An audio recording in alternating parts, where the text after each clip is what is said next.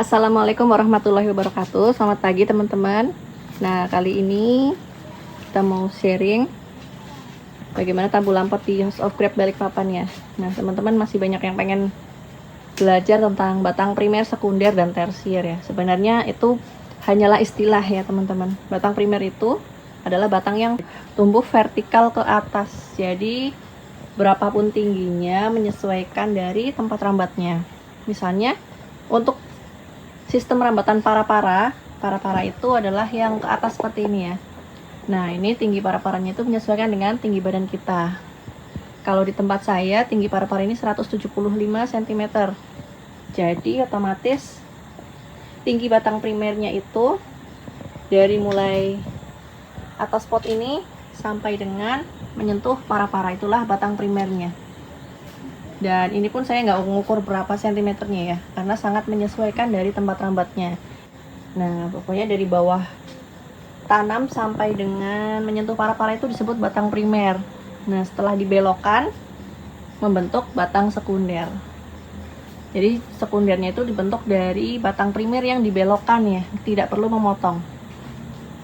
Kemudian batang tersier ini adalah batang yang tumbuh di batang sekunder, yang nantinya akan dijadikan pembuahan. Nah, jadi untuk batang primer dan sekundernya ini dia sudah paten di sini ya. Tidak diganggu-ganggu lagi. Nah, batang pembuahannya inilah yang nanti akan kita pangkas terus-menerus. Nah, ini dia bekas pangkasnya ya. Jadi setelah pembuahan itu nanti akan dipangkas membentuk tersier baru, kemudian dibuahkan lagi, kemudian dipangkas pendek lagi menumbuhkan tersier baru, dan dibuahkan lagi, begitu seterusnya. Jadi yang kita kotak-katik itu adalah batang pembuahannya, batang tersier. Kalau batang primer dan sekunder ini nantinya akan membesar seiring bertambahnya usia pohon. Kalau yang ini pohonnya ditanamnya tanggal 25 November 2020, sekarang 2025 ya.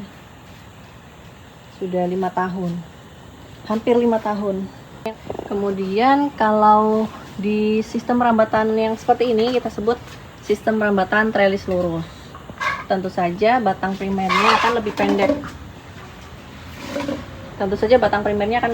Ya. Ini dari tempat tanam sampai dengan setinggi pinggang kita yang merawat. Ini batang primernya ya.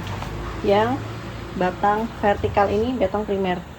Tingginya pun tidak saya ukur berapa ya, menyesuaikan tempat rambatnya. Nah, tempat rambatnya ini diukur sepinggang kita yang akan merawat tanamannya. Kemudian setelah setinggi pinggang langsung dibelokkan. Jadi batang sekunder ini berasal dari batang primer yang dibelokkan. Terus sama seperti para-para, semua tersier tumbuh dari batang sekunder ini ya. Ini tersiernya berasal dari tunas air. Jadi tunas airnya langsung aja kita rambatkan ke atas. Terus sekaligus diseleksi. Kalau terlalu dekat dibuang.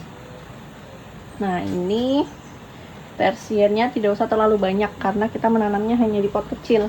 Ini potnya ukuran 50 cm. Jadi tersiernya itu kurang lebih antara 6 sampai 12. Kalau rata-rata tempat saya 6 sama 7 ya. Kadang ada yang 9. Terus untuk cara membuahkannya ya, karena varietas yang saya punya ini rata-rata varian yang genjah atau mudah berbuah. Jadi untuk membuahkannya tekniknya hampir sama semua. Walaupun ada beberapa jenis yang pembuahannya berbeda. Nah, ini adalah salah satu teknik yang pada umumnya digunakan ya pada saat pembuahkan tanaman anggur. Nah, ini misalnya teman-teman mau membuahkan anggur.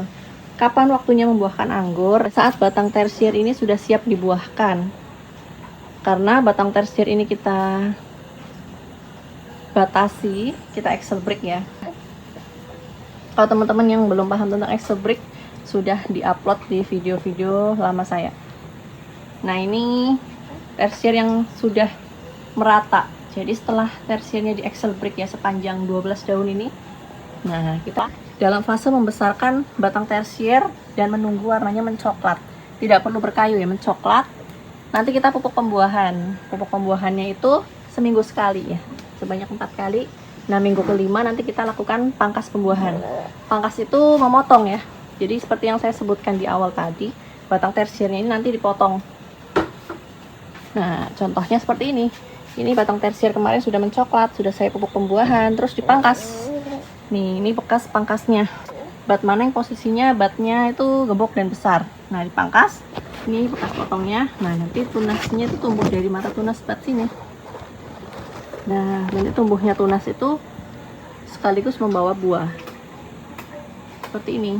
Nah, kalau yang di depan saya ini varietas Portugese Dream, juga termasuk varietas yang genjah ya.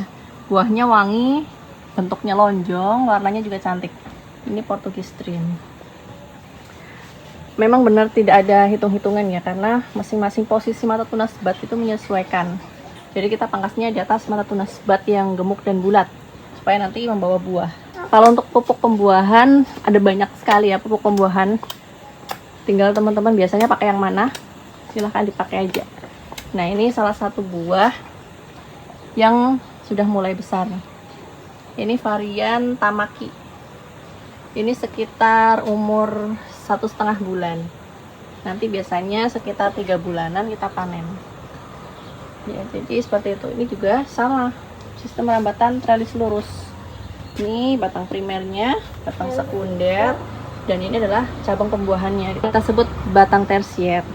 Nanti setelah buahnya ini matang, ya kita panen. Batang tersiernya kita potong pendek di sini. Nah, ini bekas potong pendek yang lama ya. Ini bekas potong yang kemarin. Nah, nanti kita potong lagi di sini. Nanti akan menumbuhkan tersier dari tunas ini. Begitu seterusnya teman-teman. Nah, jadi urutan dalam menanam anggur itu pertama kita membentuk tajuk ya. Tajuk itu sistem rambatannya. Primer, sekunder, dan tersier. Kalau tersiernya sudah siap dibuahkan ya, mencoklat, kemudian kita pupuk pembuahan, dilakukan pangkas. Pangkas itu dipotong. Ini. Nah, nanti akan muncul brokoli, ini yang kita sebut brokoli. Bunga anggur ya. Bunganya nanti mekar. Kalau sudah mekar, bunganya terjadi penyerbukan, jadilah beri-beri kecil. Nah, beri-beri kecilnya itu seperti ini. Kita pupuk rutin tiap minggu. Nah, nanti akan mulai membesar seperti ini. Sampai panen kita rawat. Nah, jadi kurang lebih kayak gitu teman-teman.